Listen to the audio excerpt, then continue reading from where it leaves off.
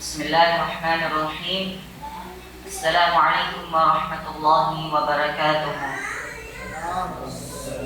Mga kapatid sa Islam, ngayong Ramadan, pag-uusapan natin ang tatlong hadith na nagbibigay ng inspirasyon tungkol sa positibong pananampalataya, taos-pusong pagpapayo at pagiging madali sa kapwa.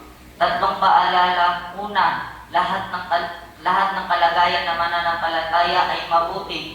Kalawa, ang relihiyon ay taos-pusong pagpapayo. Ikatatlo, padaliin at huwag pahirapan ang kapwa.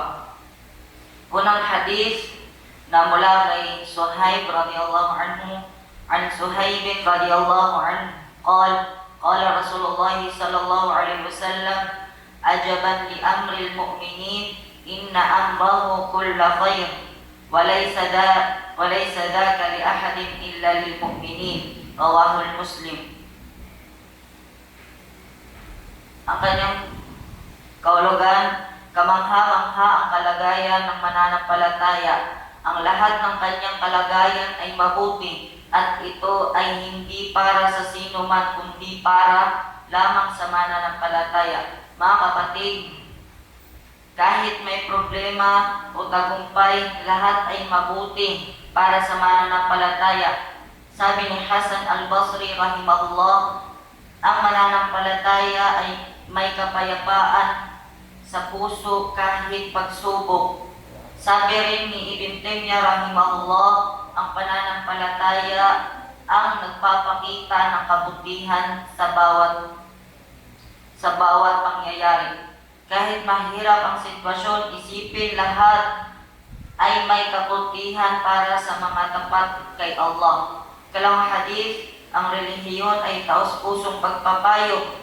Mula kay Tamim ad-Dari radhiyallahu anhu, Tamim ad-Dari radhiyallahu anhu, qala Rasulullah sallallahu alaihi wasallam, ad-dinun nasiha. Rawahul Muslim. Kanyang kahulugan, ang relihiyon ay taos-pusong pagpapayo. Mga kapatid, Islam ay hindi lang batas o ritual.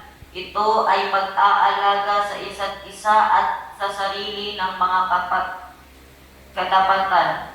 Sabi ni Hasan al-Basri rahimahullah, ang mabuting payo ay nagdadala ng kabutihan at nagtatatag ng komunidad.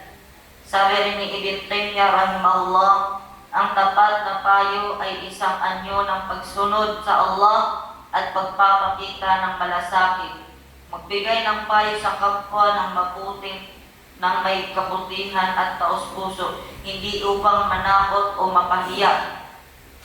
Katatlong hadith, padaliin at huwag pahirapan ang kapwa. An Abi Musa wa Muadhin radhiyallahu anhuma qala Rasulullah sallallahu alaihi wasallam, yassiru wa la tu'assiru wa bashiru wa la tunaffiru. Rawahul Bukhari wa Muslim. Kahulugan niya ay, padaliin ninyo ang mga bagay at huwag niyong pahirapan. Magbigay kayo ng magandang balita at huwag maglayo ng loob. Mga kapatid sa Islam, sa pakikitungo sa tao, huwag maging pabigat o mahirap na kasama.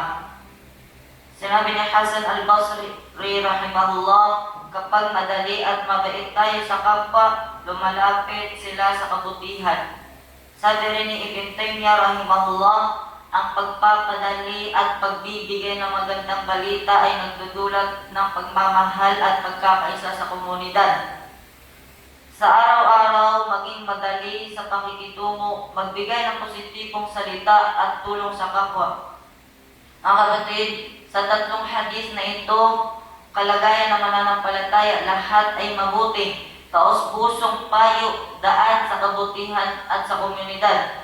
Padaliin at huwag pahirapan, pagpapakita ng kabutihan sa kapwa.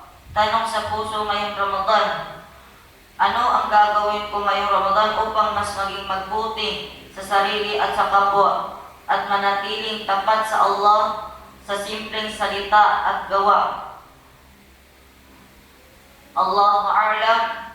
Assalamu alaikum warahmatullahi wabarakatuh.